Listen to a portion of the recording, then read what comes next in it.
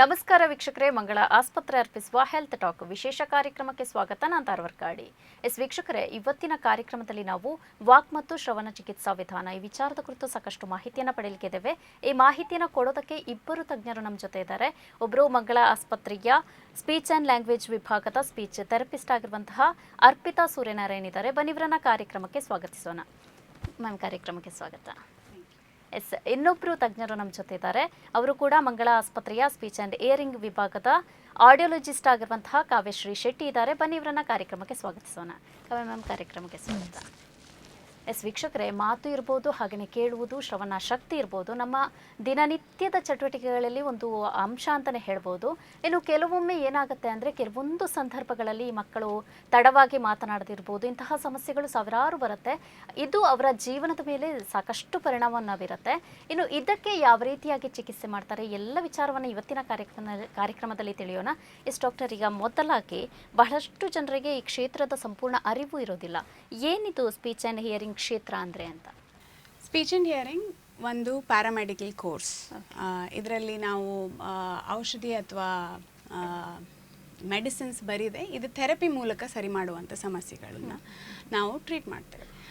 ಹೇಗೆ ಅಂದರೆ, ಈಗ ಮಕ್ಕಳಲ್ಲಿ ಲೇಟಾಗಿ ಮಾತಾಡೋದಾಗ್ಬೋದು, ಅಥವಾ ಈಗ ನಾವು ಈಗಿನ ಕಾಲದಲ್ಲಿ ಏನು ನೋಡ್ತಿದ್ದೀವಿ, ಆಟಿಸಮ್ ಇರ್ಬೋದು, ಡೌನ್ ಸಿಂಡ್ರೋಮ್ ಇರ್ಬೋದು, ಅಥವಾ ಲರ್ನಿಂಗ್ ಡಿಸಬಿಲಿಟೀಸ್ ಇರ್ಬೋದು, ಯಾವುದೇ ಥರದ ವಾಯ್ಸ್ ಸಮಸ್ಯೆ ಇರ್ಬೋದು, ಅಥವಾ ಸ್ಟಟರಿಂಗ್ ಅಥವಾ ತೊದಲಿ ಮಾತಾಡೋದು ಸಮಸ್ಯೆ ಇರ್ಬೋದು, ಅಥವಾ ಏನಾದರೂ ಒಂದು ಸತಿ ಆಕ್ಸಿಡೆಂಟ್ ಆದಮೇಲೆ ಮಾತು ಸಡನ್ನಾಗಿ ಹೋಗೋದಿರ್ಬೋದು. ಇದೆಲ್ಲ ಒಂದೇ ಸತಿ ಜಸ್ಟ್ ಮೆಡಿಸಿನ್ ಕೊಟ್ಟು ಮಾತ್ರೆ ಕೊಟ್ಟು ನೆಕ್ಸ್ಟ್ ದಿನದಿಂದ ಮಾತಾಡ್ತಾರೆ ಅನ್ನೋ ವಿಚಾರ ಅಲ್ಲ ಇದು. ಇದಕ್ಕೆ ಮತ್ತೆ ಮತ್ತೆ ಅವರಿಗೆ ಕಲಿಸ್ಕೊಟ್ಟು ಥೆರಪಿ ಮೂಲಕ ಅವರಿಗೆ ಮಾತಿನ ಏನಿದೆ ವಾಪಸ್ ಹೇಗೆ ಮಾತು ಅವರಿಗೆ ಕಲಿಸ್ಕೊಡೋದು ಅನ್ನೋದನ್ನ ನಾವು ಈ ಕೋರ್ಸಲ್ಲಿ ಇದು 3+1 year of internship bachelor course ಮಾಡಿ ಇದನ್ನು ನಾವು ಥೆರಪಿ ಮೂಲಕ ಈ ಸಮಸ್ಯೆಗಳನ್ನು ನಾವು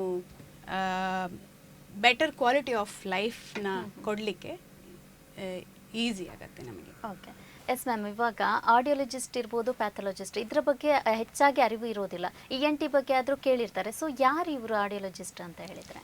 ಈಗ ನೀವು ENT ಅಂತ ತಗೊಂಡ್ರೆ, ENT ಅವರು ಮೋಸ್ಟ್ಲಿ ಕಿವಿ, ಮೂಗು, ಗಂಟ್ಲು ಇದಕ್ಕೆ ಸಂಬಂಧಪಟ್ಟ ಏನಾದರೂ ಸಮಸ್ಯೆಗಳಿದ್ರೆ ಅದಕ್ಕೆ ಬೇಕಾಗಿರೋ ಮೆಡಿಸಿನ್ಸ್ ಆಗಿರ್ಬೋದು, ಅಥವಾ ವಿಪರೀತ ಆದರೆ ಅದಕ್ಕೆ ಬೇಕಾಗಿರೋ ಸರ್ಜರಿ ಆಗಿರ್ಬೋದು, ಅದನ್ನು ಯೂಶ್ವಲಿ ಮಾಡ್ತಾರೆ.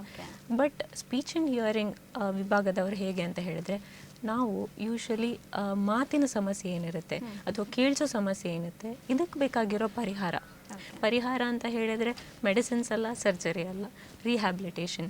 ಈ ರಿಹ್ಯಾಬಿಲಿಟೇಷನನ್ನು ನಾವು ಮಾಡಿಕೊಂಡು ಬರ್ತೀವಿ.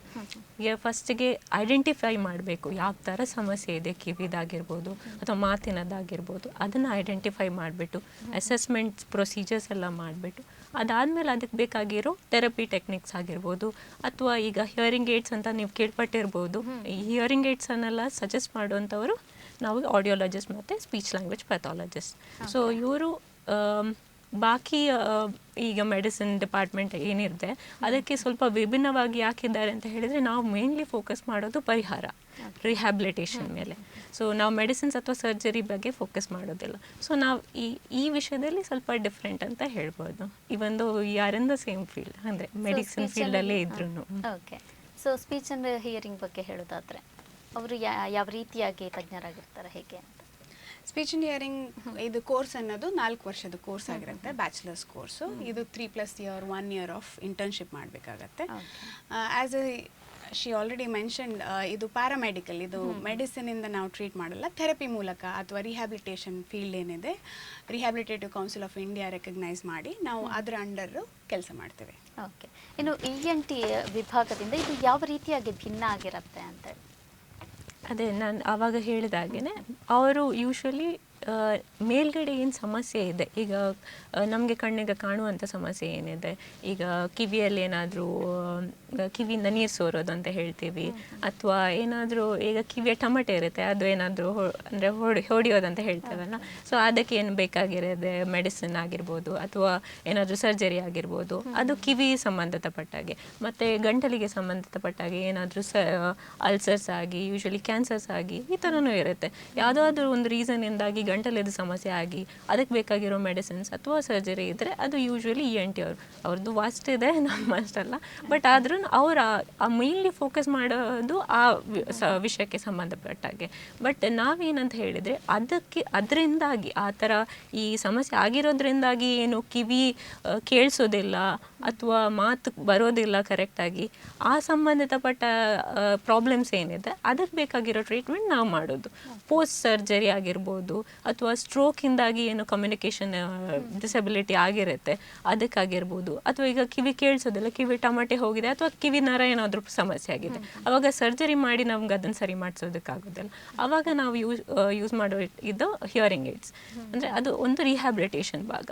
ಈ ಹಿಯರಿಂಗ್ ಏಡ್ಸ್ ಅಂದರೆ ಯೂಶ್ವಲಿ ಗೊತ್ತಿರ್ಬೋದು ಎಲ್ರಿಗೂ, ಒಂದು ನಾವೀಗ ಸ್ಪೆಕ್ಸ್ ಕಣ್ಣು ಕಾಣೋದಿಲ್ಲ ಅಂತ ಹೇಗೆ ಸ್ಪೆಕ್ಸ್ ಹಾಕ್ತೀವಿ, ಅದೇ ಥರ ಈ ಡಿಜಿಟಲೈಸ್ ಮಾಡಿಬಿಟ್ಟು ಹಿಯರಿಂಗ್ ಏಡ್ಸನ್ನ ಅವೈಲ್ ಮಾಡಿಕೊಡ್ತೀವಿ ಅವರಿಗೆ. ಹಾಗೆ ಓಕೆ. ಇನ್ನು ಕೆಲವೊಂದು ಮಾತು ಮತ್ತು ಶ್ರವಣದ ಸಮಸ್ಯೆಗಳ ಬಗ್ಗೆನೇ ಕೆಲವರಿಗೆ ಗೊತ್ತಿರೋದಿಲ್ಲ, ಏನೇನು ಸಮಸ್ಯೆ ಬರುತ್ತೆ ಅಂತ.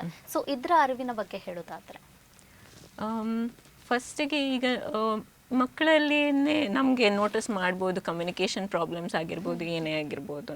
ಈಗ ಚಿಕ್ಕ ಮಕ್ಕಳಲ್ಲಿ ನಾವು ಒಂದು ಅವ್ರದ್ದು ಬೆಳವಣಿಗೆನ ಫಸ್ಟಿಗೆ ಮಾನಿಟರ್ ಮಾಡ್ಕೊಂಡು ಬರಬೇಕಾಗುತ್ತೆ.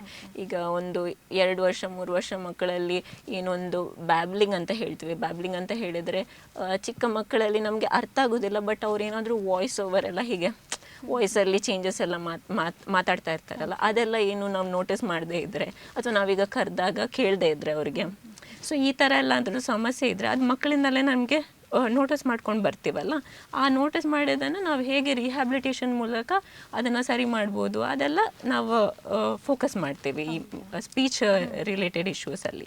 ಮತ್ತು ಹಿಯರಿಂಗ್ ರಿಲೇಟೆಡ್ ಇಶ್ಯೂಸಲ್ಲಿ ಈಗ ಕೇಳಿಸೋ ವಿಷಯದಲ್ಲಿ, ಈಗ ಮಕ್ಕಳಿಗೆ ಕೇಳಿಸೋದಿಲ್ಲ ಅಂತ ಹೇಳಿದರೆ ಅರ್ಲಿ ಇಂಟರ್ವೆನ್ಷನ್, ಹಾಗೆ ಫಸ್ಟಿಗೆ ನಾವು ಈಗಲೇ ಕೇಳಿಸೋದಿಲ್ಲ ಅಂತ ಅದಕ್ಕೆ ಏನು ಮಾಡಬೇಕು ಅನ್ನೋದನ್ನು ನಾವು ಮೇನ್ಲಿ ಫೋಕಸ್ ಮಾಡ್ತೇವೆ. ಈಗ ಅರ್ಲಿ ಇಂಟರ್ವೆನ್ಷನ್ ಏನಂದರೆ, ಈಗ ಮುಂಚೆಯಿಂದನೇ ಈ ಸಮಸ್ಯೆಯನ್ನು ಗುರುತಿಸಿ ನೀವು ಆಲ್ರೆಡಿ ನೀವು ಹೋಗಿ ಸ್ಪೀಚ್ ಥೆರಪಿಸ್ಟ್ ಅಥವಾ ಆಡಿಯಾಲಜಿಸ್ಟ್ನ ಮೀಟ್ ಮಾಡಿದರೆ, ಮುಂದೆ ಈ language speech and language development ಏನಿದೆ ಆ ಕ್ರಿಟಿಕಲ್ ಪೀರಿಯಡ್ ಏನಿದೆ ಮಗುಗೆ, ಅದೇ ಕ್ರಿಟಿಕಲ್ ಪೀರಿಯಡಲ್ಲಿ ಮಗು ಕಲೀಲಿಕ್ಕೆ ಈಸಿ ಆಗ್ತದೆ ಮಗುಗೆ, ಅಥವಾ ಬೇಗ ಕಲಿತದೆ. ಅದೇ ನೀವು ಕ್ರಿಟಿಕಲ್ 7 ರಿಂದ 8 ವರ್ಷ ಆದಮೇಲೆ ಬಂದರೆ ಅದು ನಾವು ಎಷ್ಟು ಹೇಳಿಕೊಟ್ರು ಸ್ವಲ್ಪ ಟೈಮ್ ತೊಗೊಳುತ್ತೆ ಕಲಿಸ್ಕೊಡ್ಲಿಕ್ಕೆ. ಹಾಗಾಗಿ ಅರ್ಲಿ ಇಂಟರ್ವೆನ್ಷನ್ಗೆ ಮುಂಚೆ ಈ ಸಮಸ್ಯೆ ಎಲ್ಲ ಗೊತ್ತಿರೋ ಈಗಿನ ಕಾಲದಲ್ಲಿ ಎಲ್ಲದು ನಮಗೆ ಇನ್ಫಾರ್ಮೇಷನ್ ಅನ್ನೋದು ತುಂಬ it's tip of the finger. ಹಾಗಾಗಿ ಇದ್ರ ಬಗ್ಗೆ ಅರಿವು ಇದ್ದರೆ ಬಂದು ನಮ್ಮನ್ನು ಮೀಟ್ ಮಾಡಿದರೆ ಆವಾಗ ಅರ್ಲಿ ಇಂಟರ್ವೆನ್ಷನ್ಗೆ ನಮಗೆ ಈಸಿ ಆಗುತ್ತೆ. ಓಕೆ. ಇನ್ನು ಮಕ್ಕಳಲ್ಲಿ ಸಮಸ್ಯೆ ಬರುತ್ತೆ ಅಂತ ಹೇಳಿದರೆ, ಸೊ ಶ್ರವಣದ ವಿಚಾರದಲ್ಲಿ ಹೇಳೋದಾದರೆ ಏನೆಲ್ಲ ಸಮಸ್ಯೆಗಳು ಬರುವಂತಹ ಚಾನ್ಸಸ್ ಇರುತ್ತೆ? ಈಗ ಶ್ರವಣದ ವಿಷಯದಲ್ಲಿ ಹೇಳಬೇಕಾದ್ರೆ ಯೂಶ್ವಲಿ ಹೆರಿಡಿಟ್ರಿಯಲ್ಲಿ ಕೆಲವರಿಗೆ ಕಿವಿ ಕೇಳಿಸೋ ಪ್ರಾಬ್ಲಮ್ ಬರುತ್ತೆ, ಅದೊಂದು ವಿಚಾರ. ಆದರೆ ಇನ್ನೊಂದು ವಿಚಾರ, ಈಗ ಇಯರ್ ಇನ್ಫೆಕ್ಷನ್ಸ್ ಹೇಳೋದೇನಿದೆ ಅದು ರೆಕರೆಂಟ್ ಆಗಿ ಬರ್ತಾ ಇದ್ದರೆ ಇಯರ್ ಇನ್ಫೆಕ್ಷನ್, ಅದರಿಂದಾಗಿನೂ ಮಧ್ಯ ಕಿವಿಯ ಸಮಸ್ಯೆಗಳಾಗೋ ಚಾನ್ಸಸ್ ಇರುತ್ತೆ. ಅದು ಆ ಟೈಮಲ್ಲೇ ರಿಸಾಲ್ವ್ ಆಗಲಿಲ್ಲ ಅಂತ ಹೇಳಿದರೆ ಆವಾಗ ನಾವೇನು ಮಾಡಬೇಕಾಗುತ್ತೆ, ಅದಕ್ಕೆ ಬೇಕಾಗಿರೋ ಟ್ರೀಟ್ಮೆಂಟನ್ನು ಫಸ್ಟಿಗೆ ಅಪ್ರೋಚ್ ಮಾಡಬೇಕಾಗುತ್ತೆ. ಅದಾದಮೇಲೆ ಈ ಇನ್ಫೆಕ್ಷನ್ ಸ್ಪ್ರೆಡ್ ಆಗಿ ನರಕ್ಕೆ ಏನಾದರೂ ಸಮಸ್ಯೆ ಆಗುತ್ತೆ ಅಂತ ಹೇಳಿದ್ರೆ ಆವಾಗ ವಾಪಸ್ಸಾಗಿ ಈಗ ನರ ಅಂತ ಬಂದ ಮೇಲೆ ಮತ್ತೆ ಸರ್ಜರೀಸ್ ವರ್ಕ್ ಆಗೋದಿಲ್ಲ, ಆವಾಗ ಬೇಕಾಗಿರೋದು ರಿಹ್ಯಾಬಿಲಿಟೇಷನ್. ಸೊ ಫಸ್ಟ್ ಮಕ್ಕಳಿಗೆ ಈ ಅಪ್ರೋಚ್. ಮತ್ತು ಇನ್ನು ಏಜ್ ಆದವರಲ್ಲಿನೂ ಇದು ಸಮಸ್ಯೆ ಇರೋದು ಹೇಗೂ ಕಾಮನ್ನೇ ಅಲ್ವಾ, ಸೊ ಅವರಿಗೇನು ಅದೇ ರಿಹ್ಯಾಬಿಲಿಟೇಷನ್ ಪ್ರೊಸೆಸ್ಸೇ ಇದು ಮಾಡ್ತೀವಿ ಶ್ರವಣದ ವಿಷಯದಲ್ಲಿ. ಆದರೆ ಸೊ ಅಕಸ್ಮಾತ್ ಆಗಿ ಅವರಿಗೆ ಮಾತಿನಲ್ಲಿ ತೊದಲುವಿಕೆ ಬಂದರೆ ಅವಾಗೆಲ್ಲ ಏನೇನು ಮಾಡಬೇಕಾಗತ್ತೆ? ಈ ತೊದಲುವಿಕೆ ಸಮಸ್ಯೆ ಅನ್ನೋದು ಮೆನಿ ಫ್ಯಾಕ್ಟರ್ಸ್ ಇದೆ ಇದರಲ್ಲಿ, ಯಾಕಾಗಿ ಬರ್ತದೆ ಅಂತ. ಫಸ್ಟ್ ಅದನ್ನು ಕಂಡುಹಿಡಿಬೇಕು, ಯಾಕಾಗಿ, ಯಾವಾಗ ಶುರುವಾಯಿತು, ಯಾಕಾಗಿ ಬರ್ತದೆ. ಯೂಶ್ವಲಿ ನಾವೇನಾದರೂ ಮಾತಾಡ್ತಿರ್ಬೇಕಾದ್ರೆ ನಮಗೆ ತೊದಲಿಕೆ ಅಥವಾ ಸ್ವಲ್ಪ ಆಂಗ್ಸೈಟಿ ರಿಲೇಟೆಡ್ ಆಗಿರಲಿ, ಸ್ಟ್ರೆಸ್ ರಿಲೇಟೆಡ್ ಆಗಲಿ, ಇದೆಲ್ಲ ಬರೋದು ಕಾಮನ್ ಆಗಿರೋದು. ಆದರೆ ಇವರಿಗೆ ಫಸ್ಟ್ ಡೆವಲಪ್ಮೆಂಟಲ್ ಪೀರಿಯಡಲ್ಲೇ ಏನಿದೆ ಅದು ಆ ಸಮಸ್ಯೆ ಕಂಡು ಬರೋಕ್ಕೆ ಶುರುವಾಗ್ತದೆ. ಯಾವುದೋ ಒಂದು ಟ್ರಿಗರಿಂಗ್ ಫ್ಯಾಕ್ಟರ್ ಆಗಿರ್ಬೋದು, ಅಥವಾ ಇದರಿಂದ ಅವರಿಗೆ ತುಂಬ ಕಮ್ಯುನಿಕೇಷನಲ್ಲೇ ಫುಲ್ ಮಾತಾಡಲಿಕ್ಕೆ ಆಗದಿರೋಂಥ ಸಮಸ್ಯೆ ಆಗಿರ್ಬೋದು. ಎಲ್ಲಿ ಹೋದ್ರೂ ಫೋನಲ್ಲಿ ಮಾತಾಡೋಕ್ಕೆ ತೊಂದರೆ ಆಗಿರ್ಬೋದು, ಅಥವಾ ಯಾರು ಸ್ಟ್ರೇಂಜರ್ಸ್ ಜೊತೆ ಮಾತಾಡೋಕ್ಕೆ ತೊಂದರೆ ಆಗಿರ್ಬೋದು. ಇದು ಒಂದು ಅವರಿಗೆ ಎಕ್ಸ್ಪ್ರೆಸ್ ಮಾಡದೇ ಇರೋಂಥ ಸಮಸ್ಯೆಯಾಗಿ ಕಂಡು ಬರ್ತದೆ. ಹಾಗಾಗಿ ಯಾವಾಗ ನಾವು ಇದು ಮೆಡಿಸಿನ್ಸಿಂದ ಅಗೇನ್ ಸರಿ ಹೋಗೋಂಥ ಸಮಸ್ಯೆ ಅಲ್ಲ. ಇದು ಬಂದು ಡೈಲಿ ಬೇಸಿಸ್ ಥೆರಪಿ ತೊಗೊಂಡ್ರೆ ಆವಾಗ ಅವ್ರಿಗೆ ಎಲ್ಲಿ ಸಮಸ್ಯೆ ಇದೆ ಅಂತ ನೋಡಿ ಅದಾದಮೇಲೆ ಅದನ್ನು ರಿಹ್ಯಾಬಿಲಿಟೇಟ್ ಮಾಡಿ ಅದಕ್ಕೆ ಥೆರಪಿ ಮೂಲಕ ಅದನ್ನು ಸರಿ ಮಾಡಲಿಕ್ಕೆ ಪ್ರಯತ್ನ ಮಾಡ್ತೀವಿ. ಓಕೆ, ಇವಾಗ ಹೇಳಿದರೆ ಸ್ಟ್ರೆಸ್ಸಿಂದೆಲ್ಲ ಇಂತಹ ಸಮಸ್ಯೆ ಬರುವಂಥ ಚಾನ್ಸಸ್ ಇದೆ ಅಂತ. ಅಕಸ್ಮಾತಾಗಿ ಹೀಗೆ ಬಂದಂತಹ ಸಮಸ್ಯೆ ಕಂಟಿನ್ಯೂ ಆಗುವಂಥ ಚಾನ್ಸಸ್ ಇರುತ್ತಾ, ಅಲ್ಲ ಅದನ್ನು ಸರಿ ಮಾಡಬಹುದಾ ಹೇಗೆ ಅಂತ? ಇದು ಸ್ಟ್ರೆಸ್ ಅಂತ ಇದೊಂದು ಫ್ಯಾಕ್ಟರ್ ಅಂತ ಹೇಳಿ ಸ್ಟ್ರೆಸ್ಸಿಂದಾಗಿ ಬರೋದಂತಲ್ಲ, ಇದು ಡೆವಲಪ್ಮೆಂಟಲ್ ಡಿಸಾರ್ಡರ್. ಮತ್ತು ಇದು ಮತ್ತೆ ಸ್ಟ್ರೆಸ್ ಒಂದು ಟ್ರಿಗರಿಂಗ್ ಫ್ಯಾಕ್ಟರ್ ಆಗಿ ಕಂಡು ಬರ್ತದೆ. ಈಗ ನಾವು ಏನಾದರೂ ಮಾಡಬೇಕಾದ್ರೆ, ಕೆಲಸ ಮಾಡಬೇಕಾದ್ರೆ, ಅಥವಾ ಸ್ಟೇಜ್ ಫಿಯರ್ ಅನ್ನೋದಾಗಿರ್ಬೋದು, ಅಥವಾ ಕ್ಲಾಸಲ್ಲಿ ನಿಂತ್ಕೊಂಡು ಹೇಳಬೇಕು ಅಂದವಾಗ ಆನ್ಸರ್ ಮಾಡಬೇಕಂತವಾಗ ಸಮಸ್ಯೆ ಆಗಿರ್ಬೋದು. ಇದರಿಂದ ಅವ್ರೇನು ಮಾಡ್ತಾರೆ, ಅವ್ರನ್ನವರೇ ಮಾತಾಡದೇ ಇರೋವಂಥ ಜಾಗದಲ್ಲಿ ಅಥವಾ ವಿಡ್ರಾ ಮಾಡ್ತಾರೆ, ಸಿಚುಯೇಷನಿಂದ ವಿಡ್ರಾ ಮಾಡಿ ಮಾತಾಡೋದನ್ನೇ ಕಮ್ಮಿ ಮಾಡ್ತಾರೆ. ಹಾಗಾಗಿ ಈಗ ಇಂಟರ್ವೆನ್ಷನ್ ಇದೆ ಅಂತ ಗೊತ್ತಾಗಿ ಅದು ಥೆರಪಿ ಮೂಲಕ ಅವ್ರದ್ದು ಕಾನ್ಫಿಡೆನ್ಸ್ನ ಜಾಸ್ತಿ ಮಾಡಿ ಕೌನ್ಸಿಲಿಂಗ್ಗೆ ಹೇಳ್ಕೊಟ್ಟು ಹೇಗೆ ಮಾತಾಡಬೇಕು ಅಂತ, ಅದನ್ನು ಹೇಗೆ ಓವರ್ಕಮ್ ಮಾಡಬೇಕು ಆ ಸಮಸ್ಯೆನ ಅಂತ ನಾವು ಹೇಳ್ಕೊಡೋದ್ರಿಂದ ಅವರಿಗೆ ಸೋಷಿಯಲ್ ಲೈಫ್ ಅವರಿಗೆ ಬೆಟರ್ ಆಗುತ್ತೆ. ಓಕೆ, ಈಗ ಮಕ್ಕಳ ವಿಚಾರ ಮಾತಾಡಿದ್ವಿ ನಾವು ಕಿವಿಯ ಬಗ್ಗೆ. ಇನ್ನು ದೊಡ್ಡವರಿಗೆ ಕೂಡ ಯಾವೆಲ್ಲ ಸಮಸ್ಯೆಗಳು ಬರುವಂಥ ಚಾನ್ಸಸ್ ಇರುತ್ತೆ ಅಂತ? ನೋಡಿ, ನಮಗೆ ಮಾತಾಡೋದು ಕೇಳಿಸೋದಿಲ್ಲ ಅಂತ ಹೇಳಿದರೆ ಆಬ್ವಿಯಸ್ಲಿ ಸೋಷಿಯಲ್ ಇಂಟರಾಕ್ಷನ್ ಎಫೆಕ್ಟ್ ಆಗೇ ಆಗುತ್ತೆ. ಈಗ ಕೆಲಸ ಮಾಡೋರಾಗಿರ್ಬೋದು, ಅಥವಾ ಈವನ್ ಏಜ್ ಆದವರಲ್ಲೂ ಆಗಿರ್ಬೋದು. ಅವರಿಗೆ ಈಗ ನನ್ನದೇ ಫ್ಯಾಮಿಲಿಯಲ್ಲಿ ಒಂದು ಎಕ್ಸಾಂಪಲ್ ಹೇಳ್ತೇನೆ. ನನ್ನ ಅಂಕಲ್ ಒಬ್ಬರು, ಅವರಿಗೆ ಕಿವಿ ಅವ್ರು ಬ್ಯಾಂಕಲ್ಲಿ ಎಂಪ್ಲಾಯ್ ಆಗಿದ್ದರು. ಅವರೊಂದು ರಿಟೈರ್ಡ್ ಎಂಪ್ಲಾಯಿ. ಬಟ್ ಅದಾದಮೇಲೆ ಅವರಿಗೆ ಮಧ್ಯ ಕಿವಿ ಒಂದು ಇನ್ಫೆಕ್ಷನ್ ಆಗಿಬಿಟ್ಟು ಅವರಿಗೆ ಅದು ಎಕ್ಸ್ಟೆಂಡ್ ಆಗಿ ಅದರಿಂದಾಗಿ ನರದ ಸಮಸ್ಯೆ ಆಗಿಬಿಟ್ಟು ಆಮೇಲೆ ಅವರಿಗೆ ಕೇಳಿಸೋದು ಪ್ರಾಬ್ಲಮ್ ಆಯಿತು. ಅದರಿಂದಾಗಿ ಅವರು ಎಷ್ಟೊಂದು ಸೋಷಿಯಲ್ ಇಂಟ್ರಾಕ್ಷನಿಂದ ವಿಡ್ರಾ ಆಗಿದ್ರು. ಸೊ ಈ ವಿಡ್ರಾ ಆಗಿರೋದ್ರಿಂದ ಅವ್ರಿಗೇನೆ ಅದು ಲೋನ್ಲಿನೆಸ್ ಫೀಲ್ ಆಗುತ್ತೆ. ಅವ್ರು ಅಷ್ಟೊಂದು ವರ್ಕ್ ಮಾಡ್ತಾ ಇದ್ದವರು, ಎಲ್ಲರ ಜೊತೆ ಬೆರಿತಾ ಇದ್ದವರು, ಅವ್ರು ಆ ಸೋಷಿಯಲ್ ಇಂಟ್ರಾಕ್ಷನ್ ಇಲ್ಲದೆ ಇರೋದ್ರಿಂದ ಎಷ್ಟು ವಿಡ್ರಾ ಆಗಿದ್ರು. ಅದನ್ನೊಂದು ತಗೊಂಡ್ರೆ ಇದು ಎಲ್ರಿಗೂ, ಅಡಲ್ಟ್ಸ್ ಆಗಿರ್ಬೋದು, ಈಗ ವರ್ಕ್ ಮಾಡೋರ್ಗು, ನಮ್ಮ ಏಜ್ ಅವ್ರಿಗೂ ಆಗಿರ್ಬೋದು, ಅಥವಾ ಹಿರಿಯವ್ರಿಗೂ ಆಗಿರ್ಬೋದು, ಸೋಷಿಯಲ್ ಇಂಟ್ರಾಕ್ಷನ್ ಫಸ್ಟ್ ಎಫೆಕ್ಟ್ ಆಗುತ್ತೆ. ಕಮ್ಯುನಿಕೇಷನ್ ಇಲ್ಲ ಅಂತ ಹೇಳಿದ್ರೆ ಅವರು ಎಷ್ಟಾದ್ರೂ ಅವರು ಅಷ್ಟೇ ಲೋನ್ಲಿ ಆಗಿ ಹೋಗ್ಬಿಡ್ತಾರೆ. ಸೊ ಬಟ್ ಇದರಿಂದಾಗಿ ಅವ್ರು ಓವರ್ಕಮ್ ಮಾಡೋದು ಹೇಗೆ, ಈ ಥರದೊಂದು ರಿಹ್ಯಾಬಿಲಿಟೇಷನ್ನಿಂದಾಗಿ.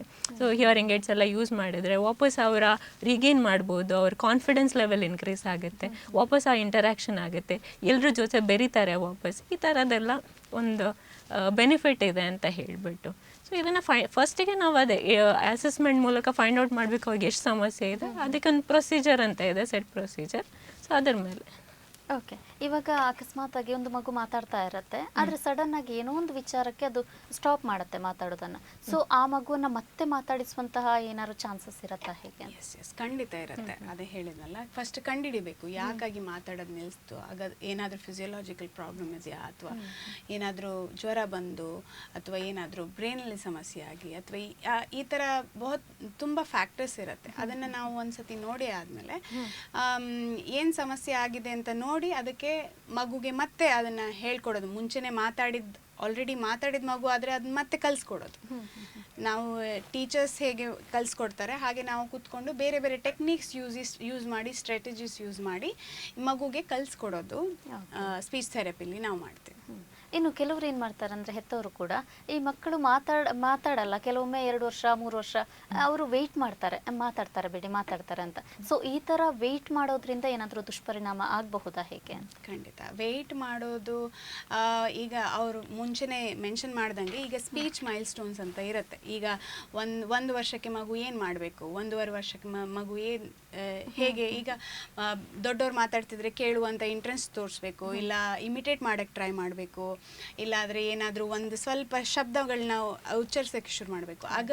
ಇದೆಲ್ಲ ಸೈನ್ಸು ಅರ್ಲಿ ಸೈನ್ಸ್ ಅಂತ ಹೇಳ್ತೀವಿ ಮಾತಾಡೋದು. ಇದನ್ನು ನೀವು ಸೋಷಿಯಲ್ ಇಂಟ್ರಾಕ್ಷನ್ ಏನಿದೆ, ಈ ಇಂಟ್ರಾಕ್ಷನಿಗೆ ಇಂಟ್ರೆಸ್ಟೇ ಕಮ್ಮಿ ಆಗೋ ಮಕ್ಕಳಲ್ಲಿ ಏನಾಗುತ್ತೆ, ಅವರಿಗೆ ಮಾತಾಡಲಿಕ್ಕೆ ಇಂಟ್ರೆಸ್ಟೇ ಇರಲ್ಲ. ಹಾಗಾಗಿ ಇದನ್ನು ಇಗ್ನೋರ್ ಮಾಡುವಂಥ ಸೈನ್ಸ್ ಅಲ್ಲ, ಮುಂಚೆಯಿಂದನೇ ನೋಡಿ ಅಬ್ಸರ್ವೇಷನ್ ಮಾಡಿ ಎಷ್ಟು ಬೇಗ ಆಗುತ್ತೋ ಅಷ್ಟು ಬೇಗ ನೀವು ಸ್ಪೀಚ್ ಥೆರಪಿಸ್ಟ್ನ ಮೀಟ್ ಮಾಡಿದರೆ ಮುಂಚೆಯಿಂದನೇ ನಾನು ಹೇಳಿದ ಪ್ರಕಾರ ಅರ್ಲಿ ಇಂಟರ್ವೆನ್ಷನ್ಗೆ ಈಸಿ ಆಗುತ್ತೆ ಮತ್ತು ಅವರಿಗೆ ಕಲೀಲಿಕ್ಕೆ ಸಹ ಯೂಸ್ಫುಲ್ ಆಗುತ್ತೆ. ಓಕೆ, ಹಾಗಿದ್ರೆ ಯಾವ ಒಂದು ಸಮಯದಲ್ಲಿ ಪೋಷಕರು ತಜ್ಞರನ್ನು ಕಾಣಬೇಕಾಗತ್ತೆ ಅಂತ? ಸುಮಾರು 1.5-2 ವರ್ಷದ ತನಕ ಮಗು ಏನೂ ಮಾತಾಡ್ತಾ ಇಲ್ಲ, ಅಪ್ಪ ಅಮ್ಮನ ನೋಡಿ ಅಪ್ಪ ಅಮ್ಮನ ಹೆಸರು ಅಂದರೆ ಅಪ್ಪನ ನೋಡಿ ಅಪ್ಪ ಅಂತ ಹೇಳೋದು ಅಥವಾ ಅಮ್ಮನ ನೋಡಿ ಅಮ್ಮ ಅಂತ ಹೇಳೋದು, ಬೇರೆ ಮನೇಲಿರೋನೆಲ್ಲ ರೆಕಗ್ನೈಸ್ ಮಾಡಿ ಅವ್ರ ಹೆಸರು ಹೇಳಿಕ್ಕೆ ಟ್ರೈ ಮಾಡೋದು, ಇಲ್ಲ ಅವ್ರ ಜೊತೆ ಮಾತಾಡಿಕ್ಕೆ ಟ್ರೈ ಮಾಡೋದು, ಇದೆಲ್ಲ ಯೂಶ್ವಲಿ ಮಾಡ್ತಾರೆ ಮಕ್ಕಳು. 1.5-2 ವರ್ಷದ ಮಕ್ಕಳು ನೀವು ನೋಡ್ಬೋದು. ಇದು ಮಾಡ್ತಾ ಇಲ್ಲ ಅಂದರೆ ಖಂಡಿತ ಸ್ಪೀಚ್ ಥೆರಪಿಸ್ಟ್ನ ಮೀಟ್ ಮಾಡಬೇಕಾಗುತ್ತೆ. ಇನ್ನೊಂದು ಏನು ಹೇಳ್ತಾರೆ ಅಂದರೆ, ಈ ಕಿವಿ ಕೇಳದೇ ಇದ್ರೆ ಮಾತು ಕೂಡ ನಿಂತೋಗುತ್ತೆ ಅಂತ ಹೇಳ್ತಾರೆ. ಸೊ ಇದರ ನಡುವಿನ ಸಂಬಂಧ ಏನು ಅಂತೇಳಿ? ಮಾತು ನಿಂತೋಗೋದಲ್ಲ, ನಾವು ಮಾತಾಡೋದು ಹೇಗೆ ಕೇಳಿಸ್ಕೊಂಡು ಇಮಿಟೇಟ್ ಮಾಡಿ ಮಾತಾಡೋದು. ಈಗ ನಾವು ಕಿವಿನೇ ಕೇಳದೆ ಇರೋದ ಕಾರಣ ಏನಾಗುತ್ತೆ, ಮಗುಗೆ ಇನ್ಪುಟ್ ಸಿಗ್ತಾ ಇಲ್ಲ, ಆಡಿಟರಿ ಇನ್ಪುಟ್ ಏನಿದೆ ಕಿವಿಯಿಂದ ಅದು ಸಿಗ್ತಾ ಇಲ್ಲ. ಹಾಗಾಗಿ ಮಾತಾಡೋದ್ರಲ್ಲಿ ತೊಂದರೆ ಇದೆ ಅಂತಲ್ಲ, ಆದರೆ ಇನ್ಪುಟ್ ಸಿಗದೆ ಇರೋ ಕಾರಣ ಆಗ್ತದೆ. ಆವಾಗ ನೀವು ಮುಂಚೆನೇ ಇದನ್ನು ರೆಕಗ್ನೈಸ್ ಮಾಡಿ, ನಾವು ನ್ಯೂ ಬೋರ್ನ್ ಹಿಯರಿಂಗ್ ಸ್ಕೇನಿಂಗ್ ಅಂತ ಮಾಡ್ತೇವೆ. ಈಗ ಎನ್ವೈರ್ನ್ಮೆಂಟಲ್ ಸೌಂಡ್ಸ್ನ ಕೊಟ್ಬಿಟ್ಟು ಎಲ್ಲಿ ಮಗು ಆಚೆ ಈಚೆ ನೋಡ್ತಿದೆಯಾ, ಎಲ್ಲಿಂದ ಸೌಂಡ್ ಬರ್ತಿದೆ ಅಂತ ಗಮನಿಸ್ತಿದೆಯೋ ಇಲ್ವೋ ಅಂತ. ಇದನ್ನು ಫಸ್ಟ್ ನೋಡಬೇಕಾದ್ರೆ ಏನಾಗುತ್ತೆ, ನೋಡಿದವಾಗ ನಮ್ಗೆ ಗೊತ್ತಾಗುತ್ತೆ ಮಗುಗೆ ಕೇಳೋದ್ರಲ್ಲಿ ತೊಂದರೆ ಇದೆ ಅಂತ. ಇದನ್ನು ಮುಂಚೆನೇ ನಾವು ರೆಕಗ್ನೈಸ್ ಮಾಡಿದ್ರೆ ಮಾತು ಏನಿದೆ ಆವಾಗ ಹಿಯರಿಂಗ್ ಏಡ್ಸ್ ಅಥವಾ ಏನು ಇಂಟರ್ವೆನ್ಷನ್, ಆಡಿಟರಿ ಇಂಟರ್ವೆನ್ಷನ್ ಏನು ಕೊಟ್ಟರೆ ಆವಾಗ ಮಾತು ಏನಿದೆ ಮೈಲ್ ಸ್ಟೋನ್ಸ್ ಅವರಿಗೆ ಡಿಲೇ ಆಗಲ್ಲ. ಇನ್ನು ಕೆಲವೊಮ್ಮೆ ಏನಾಗುತ್ತೆ ಅಂದರೆ, ಕೆಲವರು ಗುರುತಿಸೋದಿಲ್ಲ, ಬೇಗನೆ ಗುರುತಿಸೋದಿಲ್ಲ, ನಮಗೆ ಕಿವಿ ಕೇಳಲ್ಲ ಇಲ್ಲ ಮಾತಾಡೋಕ್ಕೆ ಬರಲ್ಲ ಅಂತ. ಈ ಥರ ನಿರ್ಲಕ್ಷಿಸಿದರೆ ಏನಾಗುತ್ತೆ ಅಂತ? ಈಗ ದೊಡ್ಡವರಿಗೆ ಏನು ಹೇಳಿದೆ ನಾನು, ಅವ್ರಿಗೆ ಕಿವಿ ಕೇಳಿಸೋದಿಲ್ಲ ಅಥವಾ ಕಮ್ಯುನಿಕೇಷನ್ ಕರೆಕ್ಟಾಗಿಲ್ಲ ಅಂತ ಹೇಳುವಾಗ ಹೇಗೆ ನಮ್ಮ ಸೋಷಲ್ ಇಂಟರಾಕ್ಷನಿಂದ ಆಗಿರ್ಬೋದು, ಎಲ್ಲರ ಜೊತೆ ಬೆರೆಯುವುದನ್ನು ಹೇಗೆ ವಿತ್ಡ್ರಾ ಮಾಡ್ತಾರೆ, ಅದೇ ಥರ ಮಕ್ಳಿಗೂ ಆಗುತ್ತೆ. ಈಗ ಮಕ್ಕಳು ಚಿಕ್ಕದ್ರಿಂದನೇ ಅವರಿಗೆ ಕೇಳಿಸೋದಿಲ್ಲ, ನಾವು ಅದನ್ನು ಗುರುತಿಸಲಿಲ್ಲ ಅಂತ ಹೇಳಿದರೆ ಮಾತಿನ ಬೆಳವಣಿಗೆ ಅಲ್ಲೇ ಕಮ್ಮಿ ಆಗುತ್ತೆ. ನಿಂತು ಹೋಗೋದಂತ ಹೇಳೋದಲ್ಲ, ಕಮ್ಮಿ ಆಗುತ್ತೆ. ಆವಾಗ ಅದರಿಂದಾಗಿ ಅವರು ಬಾಕಿ ಮಕ್ಕಳೊಟ್ಟಿಗೆ ಬೆರೆಯೋದನ್ನು ಕಮ್ಮಿ ಆಗುತ್ತೆ, ಅವರವರಷ್ಟಕ್ಕೇನೆ ಇರ್ತಾರೆ. ಈ ಥರ ಎಲ್ಲ ಅವರಿಗೆ ಈ 3 ವರ್ಷ 4 ವರ್ಷದಲ್ಲಿ ಅಷ್ಟೊಂದು ಅವೇರ್ನೆಸ್ ಬರಲಿಕ್ಕಿಲ್ಲ. ಬಟ್ ಸ್ವಲ್ಪ ಏಜ್ ಹೋದಾಗೇನೆ ಆ ಅವೇರ್ನೆಸ್ಸಿಂದಾಗಿ ಅವರಿಗೆ ಮಾನಸಿಕ ಸಮಸ್ಯೆಗಳೂ ಇದಾಗ್ಬೋದು. ಯಾಕಂತ ಹೇಳಿದರೆ ಬಾಕಿ ಮಕ್ಕಳ ಥರ ನಾನು ಇಲ್ಲ ಅಂತ ಹೇಳೋ ಒಂದು ಮನಸ್ಸಿಗೆ ಅನಿಸೋದು, ಆ ಥರ ಎಲ್ಲ ಸಮಸ್ಯೆಗಳಿರುತ್ತೆ. ಸೊ ಈ ಥರದನ್ನೆಲ್ಲ ಗುರುತಿಸ್ಲಿಕ್ಕೆ ಅಂತಲೇ ಹೇಳಿ ನಾವು ನಮ್ಮ ಡಿಪಾರ್ಟ್ಮೆಂಟಲ್ಲಿ ಬೇರೆ ಬೇರೆ ಇನ್ಸ್ಟ್ರೂಮೆಂಟ್ಸ್ ಇದೆ. ಏನು ಕಿವಿ ಕೇಳಿಸೋದು ಆಗಿರ್ಬೋದು ಅಥವಾ ಮಾತಿನ ವಿಷಯದಲ್ಲೂ ಆಗಿರ್ಬೋದು, ಹೇಗೆ ಬೆಳವಣಿಗೆ ಇದೆ ಅದಕ್ಕೆ ಬೇಕಾಗಿರೋ ಅಸೆಸ್ಮೆಂಟ್ ಬ್ಯಾಟ್ರೀಸ್ ಅಂತನೆಲ್ಲ ಹೇಳ್ತೇವೆ. ಅದೆಲ್ಲ ಮಾಡಿಬಿಟ್ಟು ನಾವು ಇದನ್ನು ಗುರುತಿಸ್ತೀವಿ. ಸೊ ಈ ಅರ್ಲಿ ಏಜಲ್ಲಿ ಗುರುತಿಸೋದ್ರಿಂದ ಆ ಮಕ್ಕಳಿಗೇನೆ ತುಂಬ ಒಳ್ಳೆಯದು. ಯಾಕೆಂತ ಹೇಳಿದ್ರೆ ಅವ್ರು ಬಾಕಿ ಒಟ್ಟಿಗೆ ಬೆಳಿಬೋದು. ಆ ಏಜಿನ ಪ್ರಕಾರನೇ ಅವ್ರಿಗೂ ಬಿಹೇವಿಯರ್ ಆಗಿರ್ಬೋದು ಎಲ್ಲ ಡೆವಲಪ್ಮೆಂಟ್ ಆಗ್ತಾ ಹೋಗುತ್ತೆ ಅಂತ.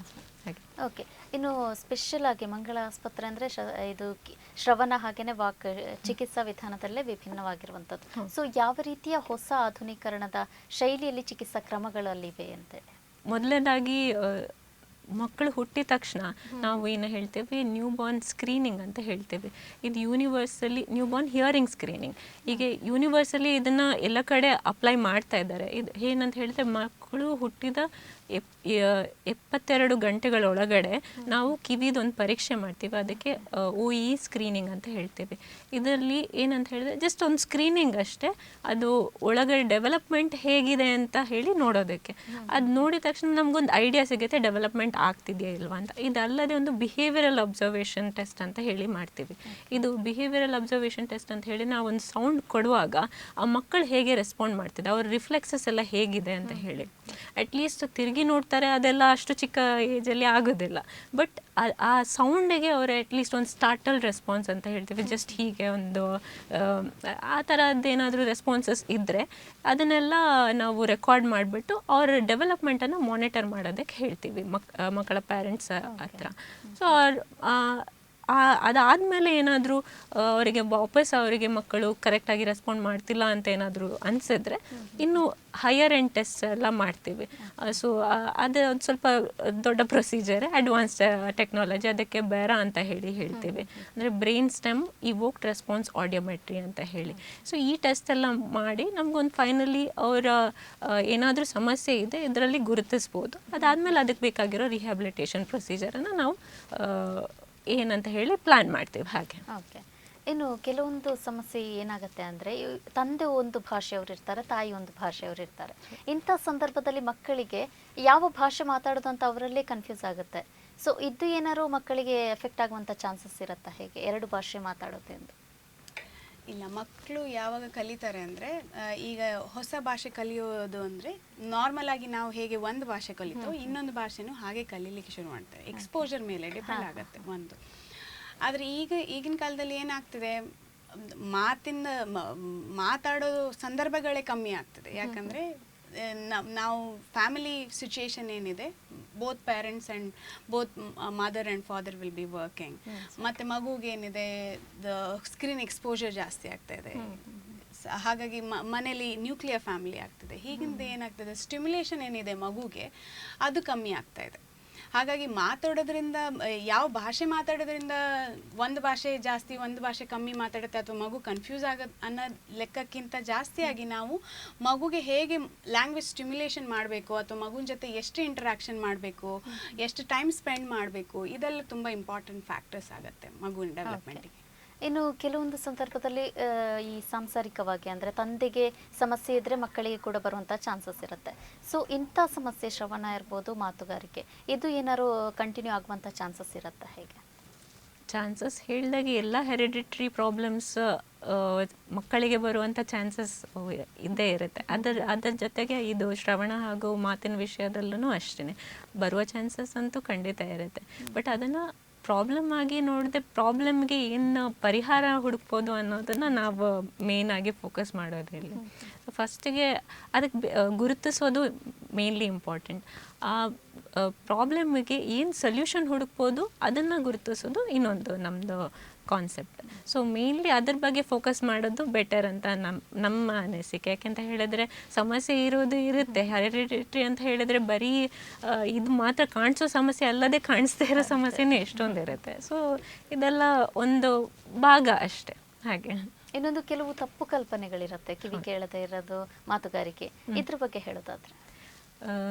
ತಪ್ಪು ಕಲ್ಪನೆಗಳು ಅಂತ ಹೇಳಿದ್ರೆ ಯಾವ ರೀತಿಯಲ್ಲಿ ನೀವು ಹೇಳ್ತಾ ಇರೋದು? ಅಂದರೆ ಕೆಲವೊಬ್ರು ಹೇಳ್ತಾರೆ ಇದು ಕೆಲವೊಂದು ದೋಷಗಳಿಂದ ಬಂದಿರ್ಬೋದಾ, ಇನ್ನು ಏನಾದ್ರಿಂದ ಬಂದಿರ್ಬೋದು, ಈ ಥರ ಆ ಮಗುವಿಗೆ ಆ ಥರ ಆಗಿರ್ಬೋದು ಅಂತ. ಸೊ ಇಲ್ಲ, ನಾ ಹೇಳ್ದೆ ಅಲ್ಲ, ಪ್ರಾಬ್ಲಮ್ಸ್ ಅಂತ ಇರೋದು ಎಲ್ರಿಗೂ ಇದ್ದದ್ದು. ಒಂದು ಈಗ ಒಂದು ವೆಯ್ಟ್ ಇದು ಪ್ರಾಬ್ಲಮ್ ಬರುತ್ತೆ, ಕೆಲವರಿಗೆ ಕಣ್ಣದು ಪ್ರಾಬ್ಲಮ್ ಬರುತ್ತೆ. ಅದೇ ರೀತಿ ಇದು ಒಂದು ಮಾತು ಹಾಗೂ ಕಿವಿದು ಸಮಸ್ಯೆನು.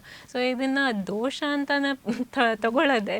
ಈಗ ಎಲ್ರಿಗೂ ನಾನು ಇದನ್ನೊಂದು ಅಪ್ರೋಚ್ ಮಾಡಲಿಕ್ಕೇ ಇಷ್ಟಪಡ್ತೇನೆ. ಯಾಕೆಂತ ಹೇಳಿದ್ರೆ ದೋಷ ಅಂತ ಹೇಳೋದನ್ನು ತಗೊಳ್ಳದೆ ಇದೊಂದು ಕಾಮನ್ ಆಗಿರುವಂಥ ಸಮಸ್ಯೆ ಅಂತ ತಗೊಂಡು ಅದಕ್ಕೆ ಏನು ಬೇಕು ನಾವು ಅದನ್ನು ಮಾಡಬೇಕು. ಸೊ ಅದನ್ನು ಜಸ್ಟ್ ಹೇಗೆ ಹೇಳ್ತಾರೆ, ಕೆಲವರು ಅದನ್ನೇ ಇಟ್ಕೊಂಡು ಡಿಪ್ರೆಷನ್ಗೆಲ್ಲ ಹೋಗ್ತಾರೆ. ಈ ಥರ ಎಲ್ಲ ತಗೊಳ್ಳೋದೆ. ನಾವು ಪ್ರಾಬ್ಲಮ್ಸ್ ಅನ್ನೋದೇ ನಾನು ಹೇಳಿದಾಗ ಪ್ರಾಬ್ಲಮ್ಸ್ ಆಗ್ತಾವೆ. ಪ್ರಾಬ್ಲಮ್ಗೆ ಏನು ಸೊಲ್ಯೂಷನ್ ಹುಡುಕ್ಬೋದು ಅದಕ್ಕೆ ನಾವು ಇಲ್ಲಿದ್ದೀವಿ. ನಮ್ಮನ್ನು ಅಪ್ರೋಚ್ ಮಾಡಿ ನಾವು ಅದಕ್ಕೆ ಬೇಕಾಗಿರುವಂಥ ಇಂಟರ್ವೆನ್ಷನ್ ಆಗಿರ್ಬೋದು, ಏನು ರಿಹ್ಯಾಬಿಲಿಟೇಷನ್ ಇರ್ಬೋದು, ಅದನ್ನು ನಾವು ನಮ್ಮ ಕಡೆಯಿಂದ ಎಷ್ಟು ನಮ್ಮ ಕೈಯಲ್ಲಿ ಎಷ್ಟು ಸಾಧ್ಯ ಆಗುತ್ತೋ ಅದನ್ನು ನಾವು ಕೌನ್ಸಿಲ್ ಮಾಡಿಬಿಟ್ಟು ಹೇಳ್ತೀವಿ ಅಂತ ಹೇಳಿ. ಓಕೆ. ಇನ್ನೊಂದು, ಕೇಳುವಿಕೆ ಸಮಸ್ಯೆ ವೃದ್ಧಾಪ್ಯದಲ್ಲೇ ಬರುತ್ತೆ ಅನ್ನುವಂಥ ಆಲೋಚನೆಗಳಿವೆ, ಇದು ನಿಜವ ಹೇಗೆ ಅಂತ? ಇಲ್ಲ ಮ್ಯಾಮ್, ಈಗ ಹೇಗೆ ಅಂತ ಹೇಳಿದರೆ ಈಗಿರೋ ಟೆಕ್ನಾಲಜಿ ಪ್ರಕಾರ ನೋಡಿದರೆ ನಮಗೆ ಅಷ್ಟೊಂದು ನಾವು ಇನ್ವಾಲ್ವ್ ಆಗಿದ್ದೀವಿ ಈ ಟೆಕ್ನಾಲಜಿಯಲ್ಲಿ. ಈಗ ರೆಗ್ಯುಲರ್ ಆಗಿ ಸಾಂಗ್ಸ್ ಕೇಳೋದಾಗಿರ್ಬೋದು, ಇಯರ್ಫೋನ್ಸ್ ಯೂಸ್ ಮಾಡಿಬಿಟ್ಟು, ಅಥವಾ ಟ್ರಾಫಿಕ್ ನಾಯ್ಸೇ ಇರ್ಬೋದು. ನಾವು ಇಷ್ಟೊಂದು ಟ್ರಾಫಿಕ್ ಇರಬೇಕಾದ್ರೆ ಕಂಟಿನ್ಯೂಸ್ ಆಗಿ ಕಿವಿ ಆ ಸೌಂಡಿಗೆ ಎಕ್ಸ್ಪೋಷರ್ ಆಗ್ತಾ ಇದೆ ರೆಗ್ಯುಲರ್ ಆಗಿ. ಅಥವಾ ಈಗ ನೋಡಿ ಇಂಡಸ್ಟ್ರಿಯಲ್ ವರ್ಕ್ ಮಾಡೋರು ಇರ್ತಾರೆ ತುಂಬ ಜನ, ಅವರಿಗೆ ಈ ಕಿವಿ ಕೇಳಿಸೋ ಸಮಸ್ಯೆನೂ ಬೇಗನೆ ಶುರು ಆಗುತ್ತೆ. ಯಾಕೆಂದರೆ ಆ ಮಿಷನರಿ ಸೌಂಡ್ಸ್ ಆಗಿರ್ಬೋದು ಕಂಟಿನ್ಯೂಸ್ ಆಗಿ ಅವ್ರು ಕೇಳ್ತಾ ಇರುತ್ತೆ. ಸೊ ಯಂಗ್ ಏಜಲ್ಲೇ ಅವರಿಗೆ ಕಿವಿ ಕೇಳಿಸೋ ಸಮಸ್ಯೆ ಖಂಡಿತ ಬರುತ್ತೆ. ಹಾಗಂತ ಹೇಳಿಬಿಟ್ಟು ಅದಕ್ಕೆ ಬೇಕಾಗಿರೋ ಏನು ಇಂಟರ್ವೆನ್ಷನನ್ನು ನಾವು ಮಾಡ್ಬೋದು. ಈಗ ಪ್ರೊಟೆಕ್ಷನ್ ಡಿವೈಸಸ್ ಯೂಸ್ ಮಾಡೋದು ಅಥವಾ ಈ ಎಕ್ಸ್ಪೋಷರಿಂದ ಸ್ವಲ್ಪ ತಡೆಯೋದು ಅದೆಲ್ಲ ಮಾಡ್ಕೊಳ್ಬೋದು. ಬಟ್ ಆದ್ರೂ ಇನ್ ಕೇಸ್ ಅವ್ರು ಅದಕ್ಕೆ ಇನ್ವಾಲ್ವ್ ಆದರೆ ಅದೇ ಅಗೇನ್ ರಿಹ್ಯಾಬಿಲಿಟೇಷನ್ ಪ್ರಾಸೆಸ್ಸಿಗೆ ಹೋಗಬೇಕು. ಸೊ ಇದು ಬರೀ ದೊಡ್ಡವರಿಗೆ ಮಾತ್ರ ಕಿವಿ ಕೇಳಿಸೋ ಸಮಸ್ಯೆ ಬರುತ್ತೆ ಅಂತ ಅಲ್ಲ, ಎಲ್ಲ ಏಜ್ನವರಿಗೂ ಕಿವಿ ಕೇಳಿಸೋ ಸಮಸ್ಯೆ ಖಂಡಿತ ಬರುತ್ತೆ. ಹೇಳ್ದಾಗೆ ಆವಾಗಲೇ ಹೇಳ್ದಾಗೆ ಇಯರ್ ಇನ್ಫೆಕ್ಷನ್ಸ್ ಆಗಿರ್ಬೋದು, ಇದರಿಂದನೂ ಎಫೆಕ್ಟ್ ಆಗೋ ಚಾನ್ಸಸ್ ಇರುತ್ತೆ. ಹಾಗೆ ಓಕೆ, ಇನ್ನು ಅಕಸ್ಮಾತ್ ಮಾತುಗಾರಿಕೆ ಇಲ್ಲ ಅಂದರೆ ಕಿವಿ ಕೇಳಿಸದ ಇದ್ದರೆ ಇದಕ್ಕೆ ಚಿಕಿತ್ಸಾ ಕ್ರಮಗಳು ಯಾವ ರೀತಿಯಾಗಿರುತ್ತೆ ಅಂತೇಳಿ? ಈಗ ಸಣ್ಣ ಮಕ್ಕಳಲ್ಲಿ ನಾವು ಸಮಸ್ಯೆ ನೋಡಿದರೆ ಯಾವ್ದ್ಯಾವ್ದು ಸಮಸ್ಯೆ ಇರ್ಬೋದು. ಒಂದು ಡಿಲೇಡ್ ಸ್ಪೀಚ್ ಆ್ಯಂಡ್ ಲ್ಯಾಂಗ್ವೇಜ್. ಈಗ ಮಕ್ಕಳು ಈಗ 2 ವರ್ಷ ಅಂತ ಹೇಳಿದೆ ನಾನು, 2 ವರ್ಷದ ನಂತರವೂ ಮಗು ಏನು ಇಂಟರ್ಯಾಕ್ಟ್ ಮಾಡ್ತಾ ಇಲ್ಲ. ಈಗಿನ ಕಾಲದಲ್ಲಿ ಏನು ಜಾಸ್ತಿ ಆಗ್ತದೆ ಅಂದರೆ ಆಟಿಸಮ್ ಅಥವಾ ಹೈಪರ್ ಆಕ್ಟಿವಿಟಿ ಈ ಥರ ಸಮಸ್ಯೆಗಳು ಜಾಸ್ತಿ ಆಗ್ತದೆ. ಯಾಕೆಂದರೆ ಮೋರ್ ಆಫ್ ಸ್ಕ್ರೀನ್ ಎಕ್ಸ್ಪೋಜರ್ ಆಗಿರ್ಬೋದು ಅಥವಾ ಇಂಟರ್ಯಾಕ್ಷನ್ ಅನ್ನೋದು ಕಮ್ಮಿ ಆಗ್ತಾ ಇರ್ಬೋದು, ಫ್ಯಾಮಿಲಿಲಿ ಟೈಮ್ ಇಲ್ಲದೆ ಇರ್ಬೋದು. ಇದೆಲ್ಲ ಇದರಿಂದ ಎನ್ವೈರ್ಮೆಂಟಲ್ ಫ್ಯಾಕ್ಟರ್ ಜಾಸ್ತಿ ಆಗಿರುವ ಕಾರಣ ಏನಾಗ್ತದೆ, ಮಗುಗೆ ಎಷ್ಟು ಸ್ಟಿಮ್ಯುಲೇಷನ್ ಸಿಗಬೇಕಾಗಿತ್ತೋ ಅಷ್ಟು ಕಮ್ಮಿ ಆಗ್ತಾ ಇದೆ. ಹಾಗಾಗಿ ಅದು ಓವರ್ ಆಲ್ ಹೋಲಿಸ್ಟಿಕ್ ಆಗಿ ಮಗುಗೆ ಡೆವಲಪ್ಮೆಂಟಲ್ಲಿ ಸಮಸ್ಯೆ ಬರ್ತಾ ಇದೆ. ನಾವು ತಿನ್ನೋ ಡಯಟ್ ಆಗಿರ್ಬೋದು ಅಥವಾ ಇರೋ ಜಾಗ ಆಗಿರ್ಬೋದು, ಪೊಲ್ಯೂಷನ್ ಆಗಿರ್ಬೋದು, ಇದೆಲ್ಲದು ಕಾಂಟ್ರಿಬ್ಯೂಟಿಂಗ್ ಫ್ಯಾಕ್ಟರ್ ಆಗಿರ್ಬೋದು. ಪ್ಲಸ್ ಇದರಲ್ಲಿ ಏನಾಗುತ್ತೆ, ಫಸ್ಟ್ ಇದನ್ನು ನಾವು ಕಂಡು ಹಿಡಿದ್ರೆ ಏನಾಗುತ್ತೆ, ಫಸ್ಟ್ ಇನಿಷಿಯಲ್ ಸ್ಟೇಜಸ್ ಡೇಸಲ್ಲಿ ಏನಾಗುತ್ತೆ ಅಂದರೆ ಒಂದು ಎಷ್ಟು ಮಾತಾಡಬೇಕು ಅನ್ನೋದನ್ನ ನಾವು ಕೌನ್ಸಿಲಿಂಗ್ ಮೂಲಕ ಅಥವಾ ಹೇಗೆ ಮಾತಾಡಬೇಕು ಮಕ್ಕಳಿಗೆ ನಾವು ಹೇಗೆ ಕಲಿಸ್ಕೊಡ್ಬೇಕು ಅನ್ನೋದನ್ನ ಥೆರಪಿ ಮೂಲಕ ಕಲಿಸ್ಕೊಟ್ರೆ ನಾವು ಪೇರೆಂಟ್ಸ್ ಕೂಡ ಟ್ರೈನ್ ಮಾಡ್ತೇವೆ. ನಮ್ಮ ಜೊತೆ ಇರೋದು 45 minutes 1 hour in a day ಥೆರಪಿಗೆ ಬರ್ಬೋದು. ಆದರೆ ರೆಸ್ಟ್ ಆಫ್ ದ ಟೈಮ್ ಏನು ಮಗು ಯಾವಾಗಲೂ ಪೇರೆಂಟ್ಸ್ ಜೊತೆ ಇರ್ತಾರೆ. ಸೊ ಪೇರೆಂಟ್ಸ್ನ ಟ್ರೈನ್ ಮಾಡಿ ಅವ್ರಿಗೆ ಹೇಗೆ ಮಾಡಬೇಕು ಏನು ಮಾಡಬೇಕು ಅನ್ನೋದನ್ನ ಡೈರೆಕ್ಷನ್ ಕೊಡ್ತೇವೆ.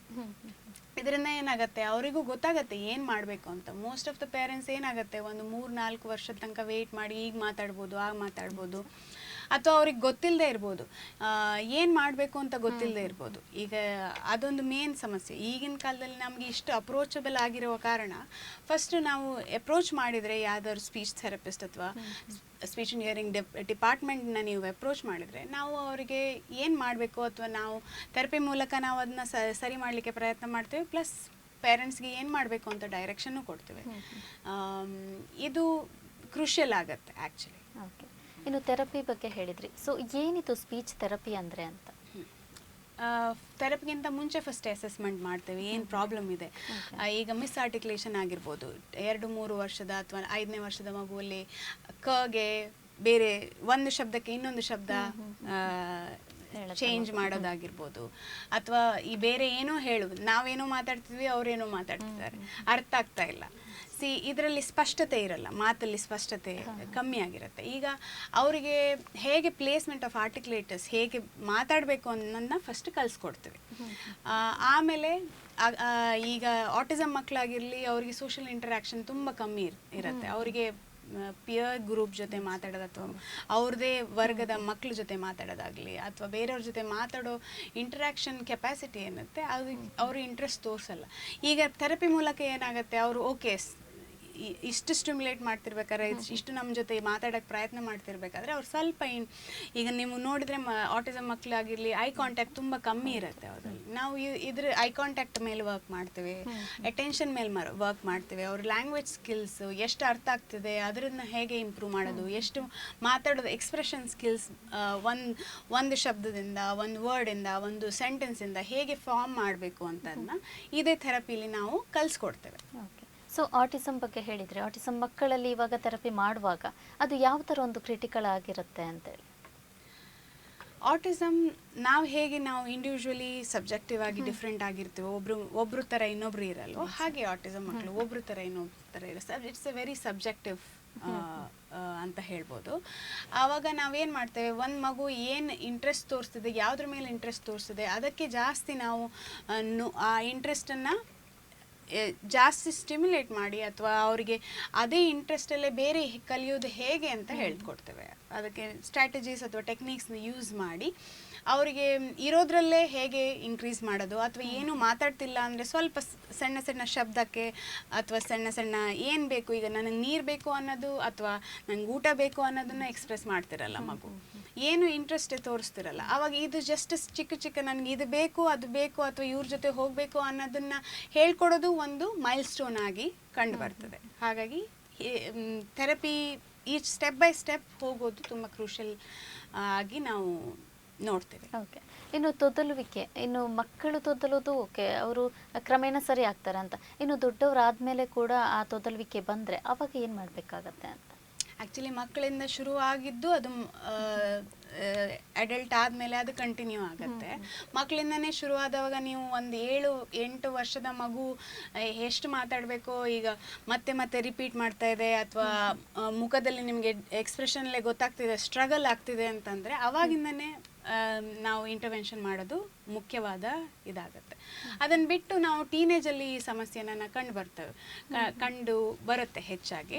ಏನಾಗುತ್ತೆ ಅಂದರೆ ಇದೆ ನಾನು ಹೇಳೋ ಪ್ರಕಾರ ಒಂದು ಪಿಯರ್ ಪ್ರೆಷರ್ ಆಗಿರ್ಬೋದು ಅಥವಾ ಈಗಿನ ಕಾಂಪಿಟೇಟಿವ್ ವರ್ಲ್ಡಲ್ಲಿ you need to be expressive or communicate ಮಾಡೋದು ತುಂಬ ಕೀ ಪಾಯಿಂಟ್ ಆಗಿ ಕಂಡು ಬರ್ತದೆ. ಪ್ರೆಸೆಂಟೇಷನ್ ಕೊಡೋದಿರ್ಬೋದು ಅಥವಾ ಏನಾದರೂ ಹೇಳೋದಿರ್ಬೋದು. ಇದೆಲ್ಲ ಬಂದವಾಗ ಏನಾಗುತ್ತೆ, ಈಗ ಸ್ವಲ್ಪ ಸಮಸ್ಯೆ ಇರೋದು ತುಂಬ ಜಾಸ್ತಿಯಾಗಿ ಕಂಡುಬರ್ತದೆ. ಆವಾಗ ಕಾನ್ಫಿಡೆನ್ಸ್ ಲೆವೆಲ್ ಕಮ್ಮಿ ಆಗ್ತದೆ ಅಥವಾ ಮಾತಾಡೋದನ್ನೇ ನಿಲ್ಲಿಸ್ಬೋದು ಅಥವಾ ಐಸೋಲೇಟ್ ಮಾಡ್ಕೋಬೋದು. ಇದೆಲ್ಲ ಅಡಲ್ಟ್ ಹುಡ್ಡಲ್ಲಿ ಕಂಡುಬರ್ಬೋದು ಅಥವಾ ಟೀನೇಜಲ್ಲಿ ಮಕ್ಕಳಲ್ಲಿ ಕಂಡುಬರ್ಬೋದು.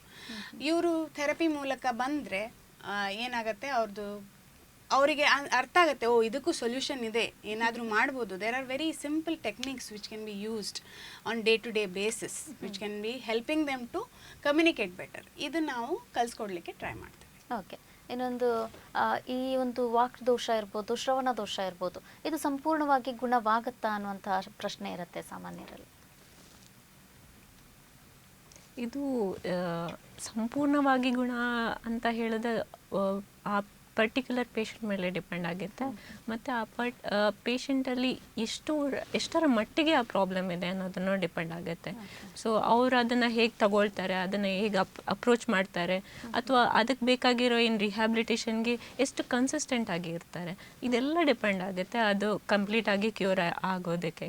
ಈಗ ಹಿಯರಿಂಗ್ ಅಂತ ವಿಷಯ ಬಂದರೆ, ಅಂದರೆ ಶ್ರವಣದ ವಿಷಯ ಬಂದರೆ, ಯೂಶ್ವಲಿ ನರದ ಸಮಸ್ಯೆ ಆಗಿರೋದು ವಾಪಸ್ ರಿಕವರ್ ಆಗೋದಿಲ್ಲ. ಅದಕ್ಕೆ ರಿಹ್ಯಾಬಿಲಿಟೇಷನ್ ಮಾತ್ರ, ಅಂದರೆ ಹಿಯರಿಂಗ್ ಏಡ್ಸ್ ಅಥವಾ ಮೆಷಿನ್ ಏನಿದೆ, ಅಸಿಸ್ಟಿವ್ ಡಿವೈಸಸ್ ಏನು ಕೊಡ್ತೀವಿ ಅದೇ ಅವರಿಗೆ ಇದಾಗುತ್ತೆ. ಬಟ್ ಮಾತಿನ ವಿಷಯದಲ್ಲಿ ಬಂದರೆ, ಈಗ ಕಮ್ಯುನಿಕೇಷನ್ ಡಿಲೇ ಆಗಿರ್ಬೋದು ಮ್ಯಾಮ್ ಹೇಳಿದಾಗೆ, ಅಥವಾ ತೊದಲಿಕೆ ಆಗಿ ಏನು ಇದೆ ಪ್ರಾಬ್ಲಮ್, ಇದಕ್ಕೆಲ್ಲ ನಾವು ರಿಹ್ಯಾಬಿಲಿಟೇಷನ್ ಏನು ಥೆರಪಿ ಕೊಡ್ತೇವೆ, ಅದರಿಂದಾಗಿ ಅವರು ಎಷ್ಟು ಅದನ್ನು ಯುಟಿಲೈಸ್ ಮಾಡ್ಕೊಳ್ತಾರೆ, ನಾವು ಕೊಡೋ ಥೆರಪಿಗೆ ಅವರು ಎಷ್ಟು ಸ್ಪಂದಿಸ್ತಾರೆ, ಅದರ ಮೇಲೆ ಡಿಪೆಂಡ್ ಆಗುತ್ತೆ. ಸೊ ಅದರಿಂದ ಓವರ್ಕಮ್ ಮಾಡೋದಕ್ಕೆ ಹಾಗೆ. ಇವಾಗ ಶ್ರವಣ ಶಕ್ತಿ ಅನ್ನೋದು ಕಡಿಮೆ ಆಗ್ತಾ ಬಂದರೆ, ಅಕಸ್ಮಾತಾಗಿ ಏಜ್ ಆದಮೇಲೆ ಅವರು ಯಾವ ರೀತಿಯಾಗಿ ಒಂದು ಚಿಕಿತ್ಸಾ ಕ್ರಮವನ್ನು ಅನುಸರಿಸಬೇಕಾಗತ್ತೆ ಅಂತ? ಈಗ ನಾನು ಮೊದಲೇ ಹೇಳಿದಾಗೆ, ಇದು ಯಾವ ಪ್ರಾಬ್ಲಮಿಂದಾಗಿ ಅವ್ರಿಗೆ ಕಿವಿ ಕೇಳಿಸೋ ಸಮಸ್ಯೆ ಸ್ಟಾರ್ಟ್ ಆಗಿದೆ ಅಂತ ಫಸ್ಟಿಗೆ ಗುರುತಿಸಬೇಕು. ಈಗ ಫಸ್ಟಿಗೆ ಅವರು ಮೊದಲ ಡೈರೆಕ್ಟಾಗಿ ನಮ್ಮನ್ನು ಅಪ್ರೋಚ್ ಆಗಿದ್ರು ಆಗ್ಬೋದು, ಇಲ್ಲದಿದ್ದರೆ ENT ಅವರ ಮೂಲಕ ಅವರ ಇಯರ್ ಇನ್ಫೆಕ್ಷನಿಂದಾಗಿ ಆಗಿರ್ಬೋದು, ಅಥವಾ ಏನೊಂದು ಸಮಸ್ಯೆಯಿಂದಾಗಿ ಅವರು ಬಂದು ನಮ್ಮನ್ನು ಕನ್ಸಲ್ಟ್ ಆದರೆ ಫಸ್ಟಿಗೆ ನಮಗೆ ಅದು ಐಡಿಯಾ ಸಿಗುತ್ತೆ ಯಾವ ಭಾಗದಲ್ಲಿ ಪ್ರಾಬ್ಲಮ್ ಇದೆ ಅಂತ ಹೇಳಿ. ಅದಾದಮೇಲೆ ಅದಕ್ಕೆ ತಕ್ಕಾಗಿ ನಾವು ರಿಹ್ಯಾಬಿಲಿಟೇಷನ್ ಪ್ರೊಸೆಸನ್ನು ಮಾಡ್ತೇವೆ. ನರದ್ದು ಪ್ರಾಬ್ಲಮ್ ಅಂತಾನೆ ಕಂಪ್ಲೀಟಾಗಿ ಅದು ಐಡೆಂಟಿಫೈ ಆದರೆ ಮತ್ತೆ ಅದಕ್ಕೆ ಹಿಯರಿಂಗ್ ಏಡ್ಸನ್ನು ಸಜೆಸ್ಟ್ ಮಾಡ್ತೇವೆ ಯೂಶ್ವಲಿ. ಓಕೆ, ಇನ್ನು ಕೆಲವರಿಗೆ ಒಂದು ಇಯರಿಗೆ ಇಡುವಂತಹ ಮೆಷಿನ್ ಇರ್ಬೋದು, ಅದನ್ನೆಲ್ಲ ಕೊಡ್ತಾರಲ್ಲ, ಸೊ ಅದರಿಂದ ಏನಾದ್ರು ಎಫೆಕ್ಟ್ ಆಗುವಂಥ ಚಾನ್ಸಸ್ ಇರುತ್ತಾ ಹೇಗೆ ಅಂತ? ಇಲ್ಲ ಮ್ಯಾಮ್, ಈಗ ನಾವು ಹಿಯರಿಂಗ್ ಏಡ್ಸ್ ಕೊಡೋದೇ ಅವರ ಸಮಸ್ಯೆ ಇರೋದ್ರಿಂದ, ನಾವು ಹೇಗೆ ಕಣ್ಣು ಸ್ವಲ್ಪ ಮಂದಾಗಿದೆ ಅಂತ ಹೇಳಿಬಿಟ್ಟು ಯೂಶ್ವಲಿ ಸ್ಪೆಕ್ಟಿಕಲ್ಸನ್ನು ಸಜೆಸ್ಟ್ ಮಾಡ್ತಾರೆ, ಅದೇ ರೀತಿ ಹಿಯರಿಂಗ್ ಏಡ್ಸ್. ಅದರಿಂದಾಗಿ ಸಮಸ್ಯೆ ಬರೋದಿಲ್ಲ, ಅದರಿಂದಾಗಿ ಸಮಸ್ಯೆ ರಿಕವರ್ ಆಗೋದು. ಈಗ ನೋಡಿ, ನಾವು ಸ್ಪೆಕ್ಸ್ ತೆಗೆದಿಟ್ರೆ ನಮಗೆ ಹೇಗೆ ವಾಪಸ್ ಅದೇ ಮಂದ ಆಗೋದಂತ ಇರುತ್ತೆ, ಅದು ಕಣ್ಣಿದು ನರದು ಸಮಸ್ಯೆ. ಅದೇ ಥರ ಕಿವಿದೂ ಅಷ್ಟೇ, ಕಿವಿಗೆ ಮಿಷಿನ್ ಇದು ಸ್ಪೆಕ್ಟಿಕಲ್ಸ್ ಇಟ್ಟ ಹಾಗೇನೆ, ಹಾಗೆ ಅದು ತೆಗೆದ್ರೆ ವಾಪಸ್ ಅದೇ ಥರ ಇರುತ್ತೆ ಹಾಗೆ. ಇನ್ನು ಮಗು ಮಾತಾಡಿಲ್ಲ ಅಂದರೆ ಆರಂಭದಲ್ಲೇ ಮನೆಯಲ್ಲಿ ಯಾವ ರೀತಿಯಾಗಿ ಅವರಿಗೊಂದು ವಾತಾವರಣನ ಸೃಷ್ಟಿ ಮಾಡ್ಬೋದು ಮಾತಾಡುವ ಹಾಗೆ ಅಂತ? ಮನೇಲಿ ಮುಂಚೆ ಎಲ್ಲ ನಾವು ಹೇಗೆ ಮಾಡ್ತಿದ್ವಿ, ಎಲ್ಲ ಗ್ರೂಪ್ ಆಗಿ ಅಥವಾ ಜಾಯಿಂಟ್ ಫ್ಯಾಮಿಲಿ ಏನಿತ್ತು, ಮಗು ತಂತಾನಾಗೆ ಬೇರೆಯವ್ರನ್ನ ನೋಡೋದು ಮಾತಾಡೋದು ಇದೆಲ್ಲ ನ್ಯಾಚುರಲ್ ಎನ್ವೈರ್ನ್ಮೆಂಟ್ ಆಗಿ ಸೃಷ್ಟಿ ಆಗ್ತಿತ್ತು. ಅದು ಈಗ ಕಮ್ಮಿ ಆಗಿರೋ ಕಾರಣ ನಾವೇನು ಮಾಡಬೇಕು, ನಾವೇನೇ ಕೆಲಸ ಮಾಡೋದಾಗಲಿ ಅದರಲ್ಲಿ ಮಗುನ ಇನ್ವಾಲ್ವ್ ಮಾಡ್ಬೋದು, ಅಥವಾ ಹೊರಗಡೆ ಹೋಗೋದಾಗಲಿ, ಹೊರಗಡೆ ಹೋಗುವಾಗ ಏನೇನು ಕಾಣ್ತದೋ ಎನ್ವೈರ್ನ್ಮೆಂಟಲ್ಲಿ ಏನೇನಿದೆಯೋ ಅದನ್ನೆಲ್ಲ ತೋರಿಸಿ ಏನಿದು ಹೇಗಿದು ಅಂತ ಹೇಳ್ಕೊಂಡು, ಇದಕ್ಕೆ ನಾವೇನಂತೇವೆ intensive speech and language stimulation at home ಅಂತಲೇ ಹೇಳ್ತೇವೆ. ಅಂದರೆ ನೀವೇನೇನು ಕೆಲಸ ಮಾಡಿದ್ರು ಅದನ್ನು ನರೇಷನ್ ಥರ ಮಗು ಹೇಳೋದ್ರಿಂದ ಏನಾಗುತ್ತೆ, ಮಗು ಅಟ್ಲೀಸ್ಟ್ ಅದನ್ನು ಕೇಳಿ ಅದನ್ನು ಪ್ರೋಸೆಸ್ ಮಾಡಿ ಆಮೇಲೆ ಮಾತಾಡಲಿಕ್ಕೆ ಶುರುವಾಗುತ್ತೆ. ಇಂಟರಾಕ್ಷನ್ ಅನ್ನೋದು ತುಂಬ ಇಂಪಾರ್ಟೆಂಟ್ ಆಗುತ್ತೆ ಮಗು ಜೊತೆ. ಅವ್ರ ಮಗುನೇ ನೋಡಿ ಕಲಿಯುತ್ತೆ ಅಂತ ನಾವು ಈಗ ಬಿಡಲಿಕ್ಕೆ ಆಗಲ್ಲ. ಅದು ಅಷ್ಟು ಸ್ಟಿಮ್ಯುಲೇಷನ್ ಇದೆ ಎನ್ವೈರ್ನ್ಮೆಂಟಲ್ಲಿ ಅಥವಾ ಅವ್ರ ಮನೆ ಎನ್ವೈರ್ನ್ಮೆಂಟಲ್ಲಿ ಇದೆ ಅಂದರೆ, ಹೋಮ್ ಎನ್ವೈರ್ನ್ಮೆಂಟಲ್ಲಿ ಅದು ಒಳ್ಳೆಯದು. ಅಕಸ್ಮಾತ್ ಇಲ್ಲ ಅಂತಾದರೆ parents play a very important role. ಅವರೇ ಫಸ್ಟ್ ಟೀಚರ್ಸ್ ಆಗಿ ಎಷ್ಟು ಕೇರ್ ತಗೋತಾರೆ, ಎಷ್ಟು ಮಾತಾಡಲಿಕ್ಕೆ, ಎಷ್ಟು ಒಬ್ಸರ್ವೇಷನ್ ಮಾಡ್ತಿದ್ದಾರೆ ಮಗು ಮೇಲೆ ಅನ್ನೋದು ಇಂಪಾರ್ಟೆಂಟ್ ರೋಲ್ ಪ್ಲೇ ಮಾಡುತ್ತೆ. ಓಕೆ, ಇದು ನಾರ್ಮಲ್ ಮಕ್ಕಳಿಗೆ ಆಯಿತು. ಇನ್ನು ಆಟಿಸಮ್ ಇರುವಂತಹ ಮಕ್ಕಳಿಗೆ ಯಾವ ರೀತಿಯ ಕೇರ್ ತಗೋಬೇಕಾಗತ್ತೆ ಅಂತ ಮಾತಾಡಲ್ಲ ಅಂತ ಹೇಳಿದ್ರು ಅವ್ರು ಖಂಡಿತ ಸ್ಪೀಚ್ ಆ್ಯಂಡ್ ಲ್ಯಾಂಗ್ವೇಜ್ ಪೆಥಾಲಜಿಸ್ಟ್ ಅಥವಾ ಸ್ಪೀಚ್ ಥೆರಪಿಸ್ಟ್ ಹತ್ರ ಕರ್ಕೊಬಂದು ಅವ್ರ ಗೈಡೆನ್ಸ್ ಮೇಲೆ ಏನು ಮಾಡಬೇಕು ಅಥವಾ ಹೇಗೆ ಸ್ಟೆಪ್ಸ್ನ ಫಾಲೋ ಮಾಡಬೇಕು, ಯಾವ ಥರದಲ್ಲಿ ಅವ್ರನ್ನ ಸ್ಟಿಮ್ಯುಲೇಟ್ ಮಾಡ್ಬೋದು, ಅಥವಾ ಯಾವ ಥರ ಮನೇಲಿರೋ ಎನ್ವೈರ್ನ್ಮೆಂಟ್ ಆಗಿರೋದು ಹೇಗೆ ಚೇಂಜ್ ಮಾಡ್ಕೋಬೇಕು ಸೊ ದಟ್ ಅವರಿಗೆ ಈಸಿ ಆಗುತ್ತೆ ಕಲೀಲಿಕ್ಕೆ ಅನ್ನೋದನ್ನ, ಯಾವ್ಯಾವ ಚೇಂಜಸ್ ಮಾಡ್ಕೋಬೇಕು ಅಥವಾ ಯಾವ ರೀತಿಲಿ ಸ್ಟಿಮ್ಯುಲೇಟ್ ಮಾಡಬೇಕು ಮಗುನ ಅನ್ನೋದನ್ನ ಬಂದು ಗೈಡೆನ್ಸ್ ಮೂಲಕ ತೊಗೊಂಡೋದ್ರೆ ಅವರಿಗೂ ಈಸಿ ಆಗುತ್ತೆ, ಮತ್ತು ನಮಗೂ ಅವರಿಗೆ ಕಲಿಸೋದ್ರಲ್ಲಿ ಮತ್ತು ಅವರ ಸ್ಪೀಚ್ ಆ್ಯಂಡ್ ಲ್ಯಾಂಗ್ವೇಜ್ ಡೆವಲಪ್ಮೆಂಟಿಗೆ ಹೆಲ್ಪ್ ಆಗುತ್ತೆ. ಓಕೆ, ಇನ್ನು ಅರ್ಧಕ್ಕೆ ನಿಂತಹ ಮಾತು ಕೆಲವೊಮ್ಮೆ ಮಾತಾಡ್ತಾ ಇರ್ತಾರೆ, ಇನ್ನು ಏನೋ ಒಂದು ಶಾಕಿಂದ ಆಗಿರ್ಬೋದು ಮಾತಾಡೋದನ್ನು ನಿಲ್ಲಿಸ್ತಾರೆ. ಸೊ ಅವರನ್ನು ಯಾವ ರೀತಿಯಾಗಿ ರಿಕವರ್ ಮಾಡಬಹುದು ಅಂತೇಳಿ ಅವ್ರಿಗೆ ಕೌನ್ಸಿಲಿಂಗ್ ಮೂಲಕ ಆಗಲಿ ಅಥವಾ ಯಾವ ಸಮಸ್ಯೆಯಿಂದ ಇದಾಗಿದೆ ಅನ್ನೋದ್ರ ಮೂಲಕ ಆಗಲಿ ತಿಳ್ಕೊಂಡು ಅವ್ರಿಗೆ ಮತ್ತೆ ಕಾನ್ಫಿಡೆನ್ಸ್ ರೀಬಿಲ್ಡ್ ಮಾಡಿ ಮತ್ತು ಅವರಿಗೆ ಮಾತಾಡ್ಬೋದು ಅನ್ನೋದು ಏನು ಆಶ್ವಾಸನೆ ಏನಿದೆ ಅದನ್ನು ಕೊಟ್ಟು ಮತ್ತು ಥೆರಪಿ ಟೆಕ್ನಿಕ್ಸ್ ಮೂಲಕ ಇದನ್ನು ಅವರಿಗೆ ಆ ಸಮಸ್ಯೆಯಿಂದ ಹೊರಗೆ ಬರಲಿಕ್ಕೆ ಹೆಲ್ಪ್ ಮಾಡ್ಬೋದು. ಓಕೆ, ಇವಾಗ ಈ ಸಮಾಜದಲ್ಲಿರುವಂಥ ಈ ಒಂದು ಸಮಸ್ಯೆಯನ್ನು ಗುರುತಿಸಲಿಕ್ಕೆ ಇರ್ಬೋದು, ಇಲ್ಲ ಏನಾದರೂ ಒಂದು ಅವರಿಗೆ ಜಾಗೃತಿಯನ್ನು ಮೂಡಿಸಲಿಕ್ಕೆ ಯಾವ ರೀತಿಯ ಒಂದು ಕಾರ್ಯಕ್ರಮಗಳನ್ನು ವಿಭಾಗದಿಂದ ಮಾಡ್ತೀರಾ ನೀವು ಅಂತ? ಈಗ ನಮ್ಮ ವಿಭಾಗದಲ್ಲಿ ಹೇಗೆ ಅಂತ ಹೇಳಿದ್ರೆ ಪ್ರತಿ 15 ದಿನಕ್ಕೊಂದ್ಸತಿ ಇಲ್ಲದಿದ್ದರೆ ತಿಂಗಳಿಗೊಂದ್ಸತಿ ಈ ರೂರಲ್ ಏರಿಯಾಸಿಗೆಲ್ಲ ಹೋಗ್ಬಿಟ್ಟು ಕ್ಯಾಂಪ್ಸನ್ನು ಕಂಡಕ್ಟ್ ಮಾಡ್ತೀವಿ. ಅಲ್ಲಿ ನಾವು ಈ ಸಮಸ್ಯೆ ವ್ಯಕ್ತಿಗಳನ್ನೆಲ್ಲ ಗುರುತಿಸ್ಬಿಟ್ಟು ಅವರಿಗೆ ಇನ್ನು ಅಲ್ಲಿ ನಾವು ಏನು ಮಾಡ್ತೇವೆ ಅಂತ ಹೇಳಿದರೆ ಬರೀ ಸ್ಕ್ರೀನಿಂಗ್ ಮಾಡ್ತೇವೆ, ಎಷ್ಟು ಸಮಸ್ಯೆ ಇದೆಯಾ ಇಲ್ವಾ ಅಂತ ಹೇಳಿ ಫೈಂಡ್ ಔಟ್ ಮಾಡ್ತೇವೆ. ಅದಾದಮೇಲೆ ಡೀಟೇಲ್ಡ್ ಅಸೆಸ್ಮೆಂಟಿಗೋಸ್ಕರ ಅವರನ್ನು ನಾವು ನಮ್ಮ ಆಸ್ಪತ್ರೆಗೆ ಬಂದು ಕಂಪ್ಲೀಟ್ ಅಸೆಸ್ಮೆಂಟ್ ಮಾಡ್ಕೊಳ್ಳಿ ಅಂತ ಹೇಳಿಬಿಟ್ಟು ಅವರನ್ನು ಪ್ರೋತ್ಸಾಹಿಸ್ತೇವೆ. ಸೊ ಅವ್ರು ಬಂದ ಮೇಲೆ ಅವ್ರಿಗೆ ಬೇಕಾಗಿರೋಂಥ ಎಲ್ಲ ಕಂಪ್ಲೀಟ್ ಅಸೆಸ್ಮೆಂಟ್ ಮಾಡಿಬಿಟ್ಟು ಅವರಿಗೆ ಬೇಕಾಗಿರೋ ರಿಹ್ಯಾಬಿಲಿಟೇಷನ್ ಪ್ರೊಸೆಸನ್ನು ಮಾಡ್ತೇವೆ. ಸೊ ಅದಲ್ಲದೆ ನಾವು ಜಾಗೃತಿ ಮೂಡಿಸಲಿಕ್ಕೋಸ್ಕರ ನಮ್ಮ ಕಡೆಯಿಂದ ಒಂದು ಅವೇರ್ನೆಸ್ ಪ್ರೋಗ್ರಾಮ್ಸ್ ಎಲ್ಲ ಕಂಡಕ್ಟ್ ಮಾಡ್ತೀವಿ. ಕಳೆದ ತಿಂಗಳು ಸ್ಕೂಲ್ ಸ್ಕ್ರೀನಿಂಗ್ ಮಾಡ್ತೀವಿ. ಯಾಕಂದರೆ ಮಕ್ಕಳಲ್ಲಿ ನಾವು ಕಂಡು ಬರೋದ್ರಿಂದ ಏನಾಗುತ್ತೆ, ಸ್ಕೂಲನ್ನ ಅಪ್ರೋಚ್ ಮಾಡೋದ್ರಿಂದ ಟೀಚರ್ಸಿಗಾಗಲಿ ಅಥವಾ ಸ್ಕೂಲ್ ಅಡ್ಮಿನಿಸ್ಟ್ರೇಷನಿಗಾಗಲಿ ತುಂಬ ಬೆಟರ್ ಐಡಿಯಾ ಇರುತ್ತೆ ಇದ್ರ ಬಗ್ಗೆ. ಆವಾಗ ನಾವು ಸ್ಕೂಲ್ ಸ್ಕ್ರೀನಿಂಗ್ ಮಾಡೋದ್ರಿಂದ ಯಾವ್ದಾದ್ರು ಸಮಸ್ಯೆ ಇರೋ ಮಕ್ಕಳು ನಮಗೆ ರೆಕಗ್ನೈಸ್ ಮಾಡಲಿಕ್ಕೆ ಈಸಿ ಆಗುತ್ತೆ. ಮತ್ತು ಅವರಿಗೆ ನಾವು ಡೀಟೇಲ್ ಅಸೆಸ್ಮೆಂಟ್ಗೋಸ್ಕರ ನಾವು ರೆಫರಲ್ ಕೊಟ್ಟು ನಮ್ಮ ಹಾಸ್ಪಿಟಲಲ್ಲಿ ಏನು ಫೆಸಿಲಿಟೀಸ್ ಇದೆ ಅದನ್ನೆಲ್ಲ ಯೂಸ್ ಮಾಡಲಿಕ್ಕೆ ಹೆಲ್ಪ್ ಆಗುತ್ತೆ ಅವರಿಗೆ. ಹಾಗಾಗಿ ನಾವು ಅವೇರ್ನೆಸ್ನ ಕ್ರಿಯೇಟ್ ಮಾಡೋಕ್ಕೆ ಇದೆಲ್ಲ ಪ್ರೋಗ್ರಾಮ್ಸ್ನ ಎವ್ರಿ 15 ಡೇಸ್ ಅಥವಾ ಎವ್ರಿ ಮಂತ್ಲಿ ಬೇಸಿಸ್ ನಾವು ಮಾಡ್ತಾ ಇದ್ದೇವೆ. ಸೊ ಒಂದು ಸಮುದಾಯ ಗುರುತಿಸಲಿಕ್ಕೆ ಅಲ್ಲಿ ಹೋಗಿ ನೀವು ಪ್ರೋಗ್ರಾಮನ್ನು ಕೊಡ್ತೀರಾ. ಅಕಸ್ಮಾತ್ ಆಗಿ ಅವರು ನಿಮ್ಮನ್ನು ಸಂಪರ್ಕ ಮಾಡಬೇಕಂದ್ರೆ ಯಾವ ರೀತಿಯಾಗಿ ಸಂಪರ್ಕಿಸಬಹುದು ಅಂತ? ಈಗ ಈ ಸಮಸ್ಯೆ ಇದ್ದವರು ಅವರಿಗೆ ಇದನ್ನು ಗುರುತಿಸಿ ಅವರಿಗೆ ನಮ್ಮನ್ನು ಸಂಪರ್ಕ ಮಾಡಬೇಕು, ಅಥವಾ ನಮ್ಮಿಂದಾಗಿ ಏನಾದರೂ ಒಂದು ಕೌನ್ಸಲಿಂಗ್ ಬೇಕಂತ ಹೇಳಿದರೆ ಅಥವಾ ಇದರ ಬಗ್ಗೆ ಇನ್ನೂ ಮಾಹಿತಿ ಬೇಕಂತ ಹೇಳಿದರೆ ಅವ್ರು ನಮ್ಮ department of speech and hearing ಮಂಗಳ ಆಸ್ಪತ್ರೆ ಕದ್ರಿಯಲ್ಲಿರುವ ಡಿಪಾರ್ಟ್ಮೆಂಟ್ ಆಫ್ ಸ್ಪೀಚ್ ಆ್ಯಂಡ್ ಹಿಯರಿಂಗ್ಗೆ ಬಂದು ಭೇಟಿ ನೀಡಿ ಅವ್ರು ನಮ್ಮನ್ನು ಸಂಪರ್ಕಿಸ್ಬೋದು. ಓಕೆ, ಇನ್ನು ಯಾರಾದರೂ ಅಕಸ್ಮಾತಾಗಿ ಈ ಕೋರ್ಸನ್ನು ಕಲಿಬೇಕು ಅಂತಿದ್ರೆ ಅವರಿಗೆ ಯಾವ ರೀತಿಯ ಮಾಹಿತಿ ನೀಡ್ತೀರಾ ಅಂತ? ನಮ್ಮದು college of speech and hearing ಅಂತಲೇ ಇದೆ ಮಂಗಲದ್ದು, ಹೊಸದು ಯೂನಿಟ್ ಓಪನ್ ಆಗಿದೆ, ಈ ವರ್ಷದಿಂದ ರೆಕಗ್ನೈಸ್ ಆಗಿದೆ. ಯಾವುದೇ +2 ಮುಗಿಸಿರುವಂಥ ಸೈನ್ಸ್ ಬ್ಯಾಕ್ಗ್ರೌಂಡ್ ಅಂತ ಈಗ ಆಗಿರುವಂಥ ಮಕ್ಕಳು ಈ ಕೋರ್ಸ್ಗೆ ಅಪ್ಲೈ ಮಾಡ್ಬೋದು. ಮತ್ತು ಇದು 4 ವರ್ಷದ ಕೋರ್ಸ್ ಅಂತ ನಾವು ಹೇಳಿದ್ವಿ, 3+1 ಇಯರ್ ಆಫ್ ಇಂಟರ್ನ್ಶಿಪ್. ಮಂಗಳ ಗ್ರೂಪ್ ಆಫ್ ಇನ್ಸ್ಟಿಟ್ಯೂಷನ್ಸ್ ಅಲ್ಲಿ ಒಂದು ಭಾಗವಾಗಿ ಸ್ಪೀಚ್ ಆ್ಯಂಡ್ ಹಿಯರಿಂಗ್ ಡಿಪಾರ್ಟ್ಮೆಂಟು ಸಹ ಇದೆ, ಸ್ಪೀಚ್ ಆ್ಯಂಡ್ ಹಿಯರಿಂಗ್ ಕಾಲೇಜು ಇದೆ, ಅಲ್ಲಿ ಅಪ್ಲೈ ಮಾಡ್ಬೋದು. ಓಕೆ. ಇನ್ನು ಕೊನೆಯದಾಗಿ ಒಂದು ಆರೋಗ್ಯವಂತ ಮಗು ಇಲ್ಲ ಕೇಳಿಸದೇ ಇರುವಂತಹ ಮಗುವಿಗೆ ಅವರ ಪೋಷಕರಿಗೆ ಇರ್ಬೋದು ಇಲ್ಲ ಸಾರ್ವಜನಿಕರಿಗೆ ಯಾವ ರೀತಿಯ ಒಂದು ಸಂದೇಶವನ್ನು ನೀಡ್ತೀರಾ ನೀವು ಅಂತ? ಇದು ನಾನು ಸಂದೇಶವನ್ನು ಎಲ್ರಿಗೂ ಜನರಲ್ ಆಗಿ ನೀಡೋದಕ್ಕೆ ಹೇಳ್ತೀನಿ. ಯಾವುದೇ ಸಮಸ್ಯೆ ಇದ್ದರೆ, ಈಗ ಮಾತಿನ ವಿಷಯದಲ್ಲಿ ಆಗಿ ಕೇಳಿಸುವ ವಿಷಯದಲ್ಲಿ, ಅದನ್ನು ಅವರಲ್ಲೇ ಅದನ್ನು ಬಚ್ಚಿಡದೆ ನಾನು ಹೇಳ್ದಲ್ಲ, ಸಮಸ್ಯೆಯಾಗಿ ನೋಡಿದೆ, ಅದಕ್ಕೆ ಸಮಸ್ಯೆಗೆ ಏನು ಪರಿಹಾರನ ನಾವು ಹುಡ್ಕೊಳ್ಬೇಕು, ಅದಕ್ಕೆ ಬೇಕಾಗಿರೋ ಅಪ್ರೋಚನ್ನು ನಾವು ಮಾಡಬೇಕು ಮೊದಲನೇದಾಗಿ.